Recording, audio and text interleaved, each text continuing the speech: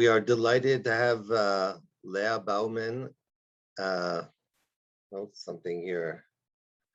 Yes, we're delighted to have Leah Bowman guide us in a tour that is going to take us to Shilo and to the neck of the woods that she's in.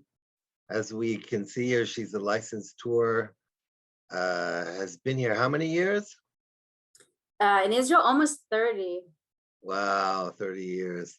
We actually met Leah and Shmuel when they made Aliyah.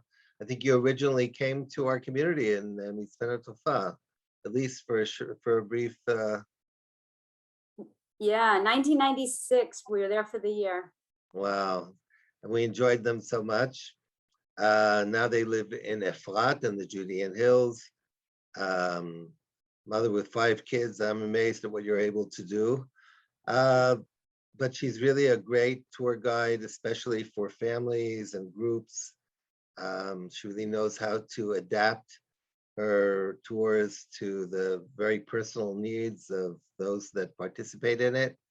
And we're looking forward to hearing what you have to teach us about Sukkot.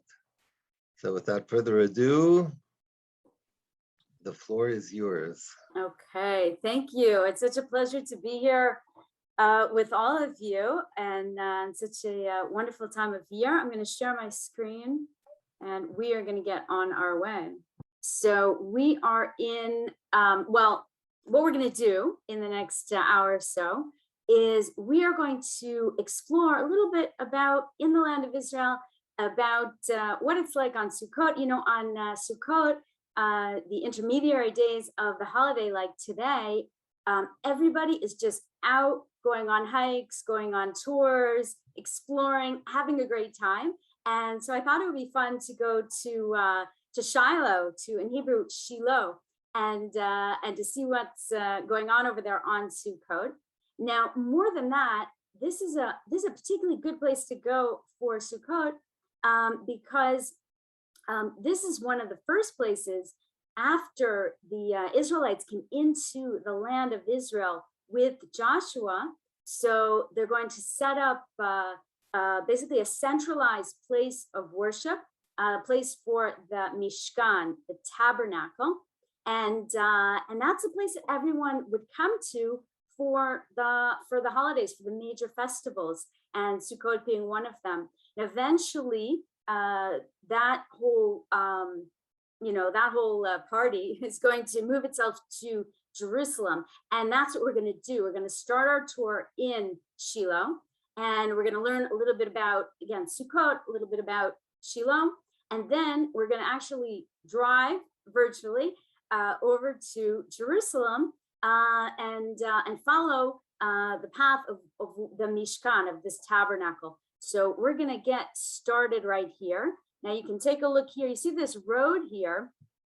I mean, this is a modern road. We're looking at the view around ancient. This is the ancient part of Shilo, sort of the Tel. The Tel is an ancient mound that's been excavated to a good extent. And up here you see on the town, the modern town of Shilo today. And what's unbelievable is that this location is just laid out for us completely in the Bible. So we're just going to open up the pages of the Bible, walk inside, and take a look here in the book of Judges. Behold, there's a yearly feast of the Lord in Shilo, which is on the north side. We have directions, okay? On the north side of Beitel, on the east side of the highway that goes up from Beitel to Shechem, and on south of Lebanon. And these are the cities that have been identified today. And based on the Bible, this place was re-identified, kind of known over 1,000 years ago. So, so you can see that. Now, in some ways, the tradition was kept, but one of the explorers who was coming to check out the land of Israel actually used this definition, these directions, and came to this place, which had a tradition that we'll hear about, but why we think this is actually the place of ancient Shilo. Now, just a little technical thing. Okay.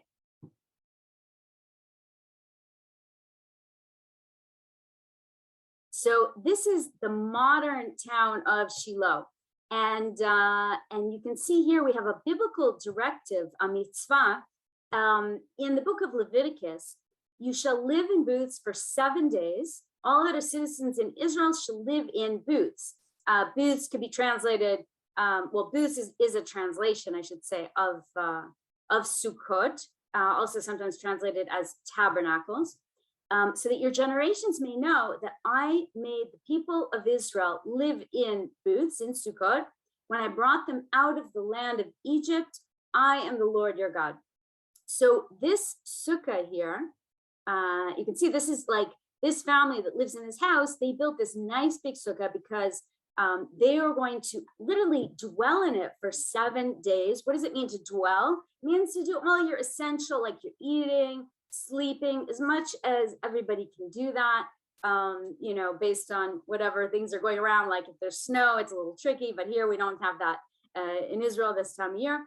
But you can see they build this nice big sukkah and they're going to actually live in it. And everyone has one.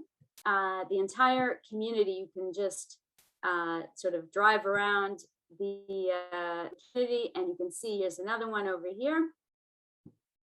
Now, what do we do in the sukkah? So we're going to welcome in guests. And so we welcome in kind of symbolically, but I think it's very, very deep. We're welcoming in a particular group of 7 holy guests. And the first one is Abraham. Here, let's take a look at the text. This is a kind of a prayer that we say as we welcome them in every day. Enter exalted holy guests, enter exalted holy patriarchs to be seated in the shade of exalted faithfulness, in the shade of the Holy One, blessed be he. Enter Abraham, the beloved one, Moses, the faithful shepherd, Aaron, the holy Cohen, the priest, Joseph, the righteous one, and David, the anointed king. In Sukkot you shall dwell, be seated, exalted guests, be seated, guests of faithfulness, be seated. And of course, that's just our starting point because we extend that invitation out to friends and family and of course, virtually to all of you. Now we're gonna take a look here at, this is my family sukkah. And I wanted to show you just quickly a couple of scenes from yesterday. Is it yesterday? Yeah, yesterday, Wednesday, in Jerusalem. This is what's going on Sukkot. Look at this huge sukkah here. This is a whole sukkah. This is the city hall building. You see it's crowded, people are coming and going. Yes, you know, with the masks and everything, but people are out, they're enjoying. And here is at the Western Wall Plaza, this beautiful sukkah that was put up over here. This is just a restaurant, and I just love the warmth of the lighting in Mamila, just outside the old city of Jerusalem. And this is a very special picture that was taken this Sukkot on the Gaza border, okay?